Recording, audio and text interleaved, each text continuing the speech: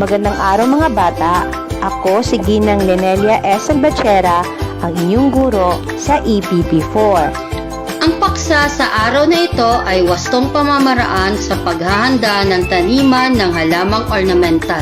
Ang layunin ay naipapakita ang wastong pamamaraan sa paghahanda ng taniman. Bago tayo magsisimula, subukan natin kung naaalala pa ninyo ang ating nakaraang leksyon.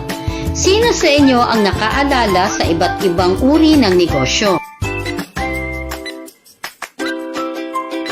Tama! Ang iba't ibang uri ng negosyo ay beauty parlor, patahian ng damit at restaurant. Ngayong araw, pag-uusapan natin ang pamamaraan ng pagpapatubo at pagtatanim ng mga halamang ornamental. Handa na ba kayong makinig? Pero bago yan, magkakaroon muna tayo ng isang laro. Huhulaan mo kung anong tanim ito na matatagpuan sa inyong bakuran o tahanan. Handa na ba kayo? Unang larawan. Tama! Ang tamang sagot sa unang larawan ay bougainvillea. Pangalawang larawan. Magaling! Ang pangalawang larawan ay gumamela. Pangatlong larawan.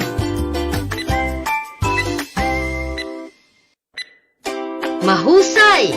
Ang pangatlong larawan ay orchid. Pang-apat na larawan.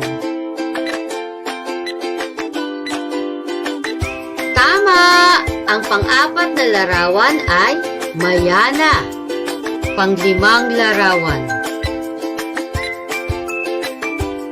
Mahusay! Ang pang-limang larawan ay sunflower. Nahulaan niyo ba ang lahat ng mga tanim na matatagpuan sa inyong bakuran o tahanan? Magaling! Ito ang iilang tanim na matatagpuan sa inyong bakuran. Ano ang dapat mong gawin kapag ang uri ng lupa sa pagtatanim ay tuyo, matigas at bitak-bitak?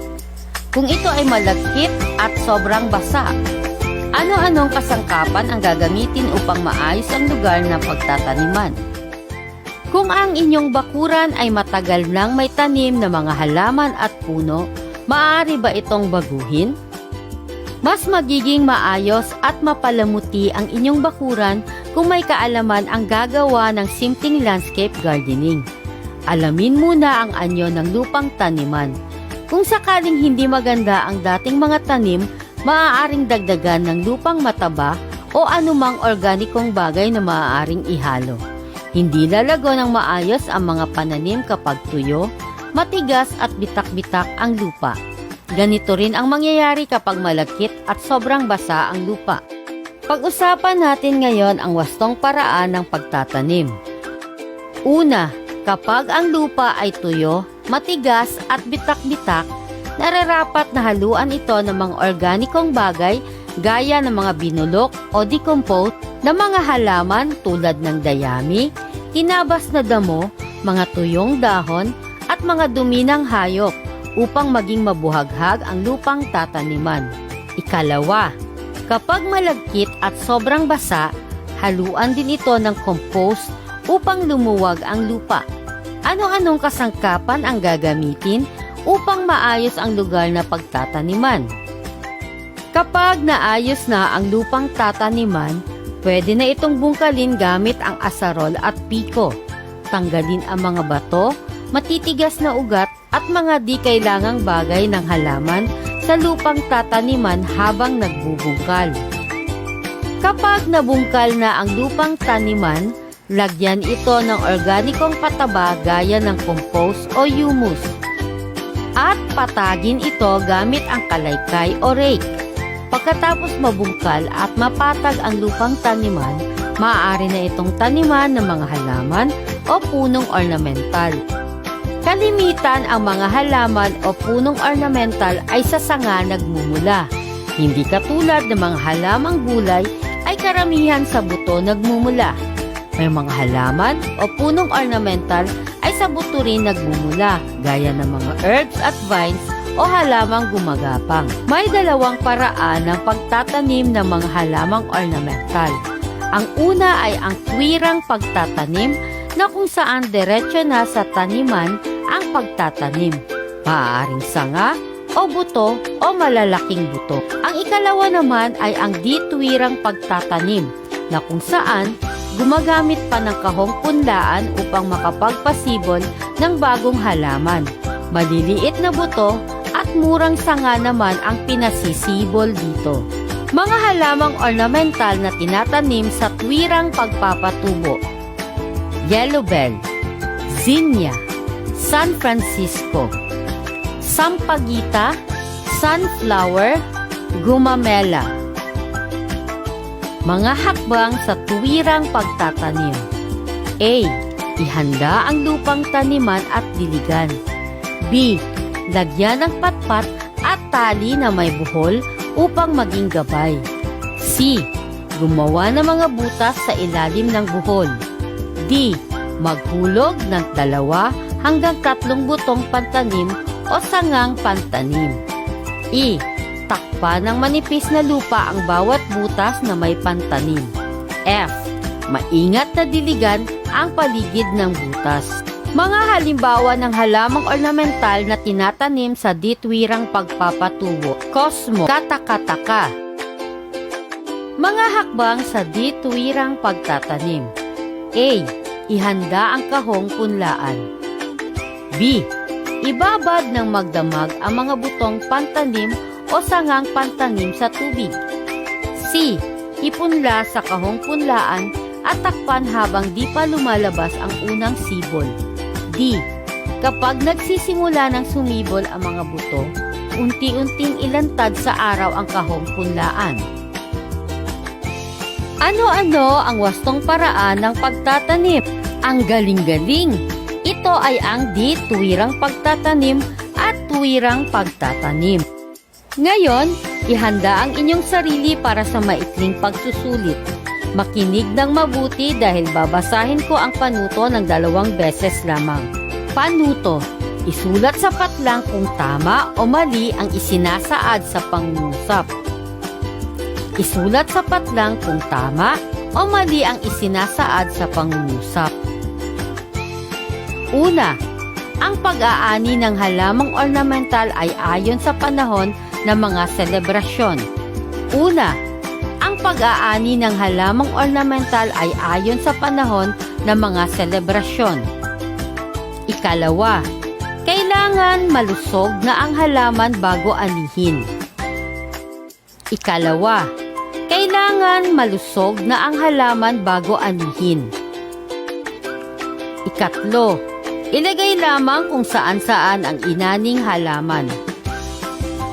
Ikatlo, ilagay lamang kung saan-saan ang inaning halaman. Ika-4, dapat ay mayroong tamang sukat sa pagpuputol sa mga halamang ornamental.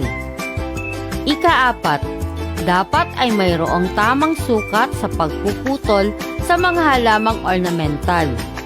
Ika-5, mas maganda ang pag-aani kung mura sa palengke ang mga ito. Ika-5, mas maganda ang pag-aani kung mura sa palengke ang mga ito. Bibigyan ko lamang kayo ng 15 segundo para sagutan ang mga tanong.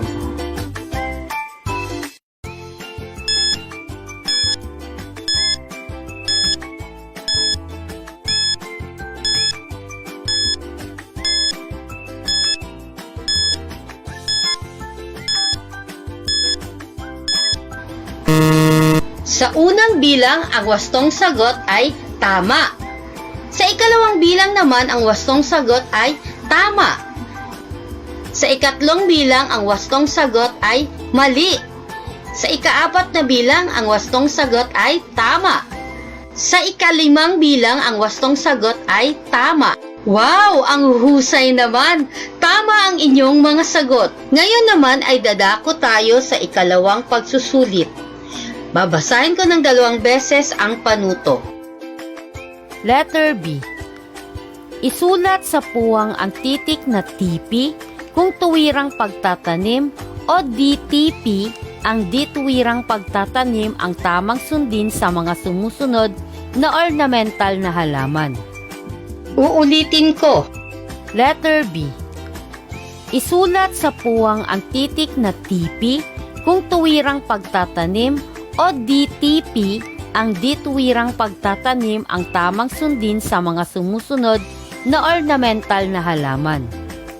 Una, gumamela. Ikalawa, cosmos. Ikatlo, katakataka. Pang-apat, sunflower. Pang-lima, sampagita. Bibigyan ko lamang kayo ng 15 segundo para sagutan ang mga tanong.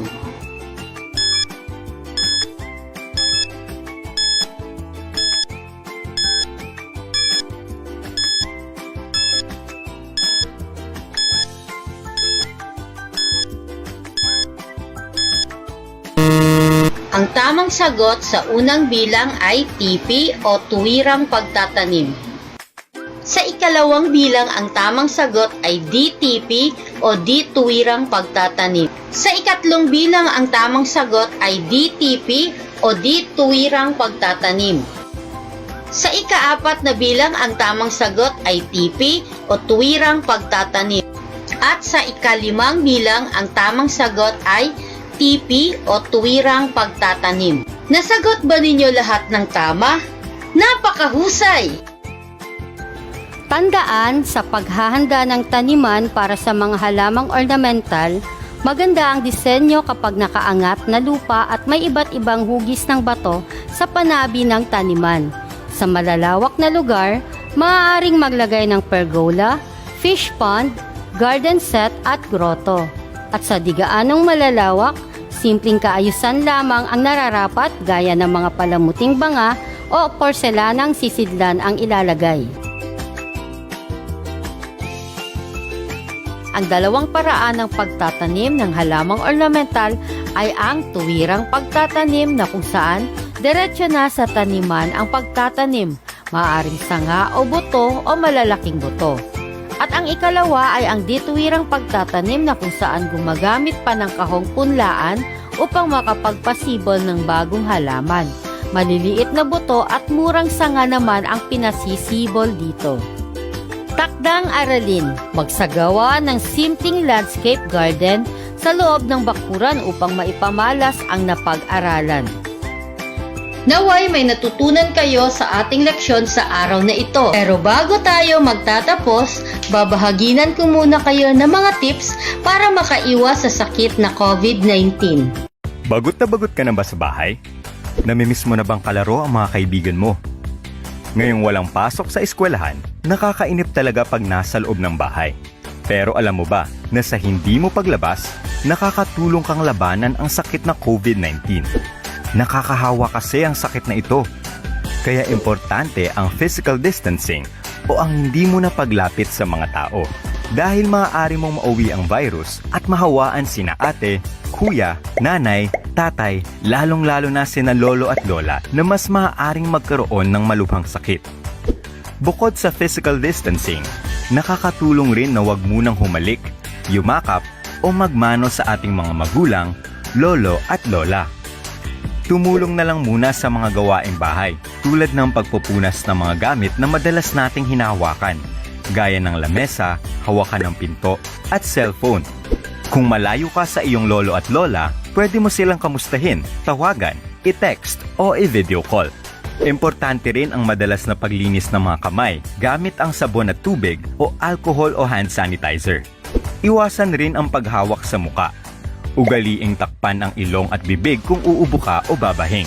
Pwedeng gamitin ang looban ng siko o kaya tissue. Panghuli, sabihin sa inyong mga magulang kung masama ang pakiramdam mo para matignan at maalagaan ka agad. Tandaan na kahit bata, may magagawa ka para makatulong sa iba. Ugaliin ang physical distancing at paglilinis ng katawan upang maprotektahan natin ang ating mga sarili at ang ating mga pamilya laban sa sakit. Maging pamilyang handa laban sa COVID-19. Muli, salamat sa iyong pakikinig at panunood. Paalam! 같이 보이지 않아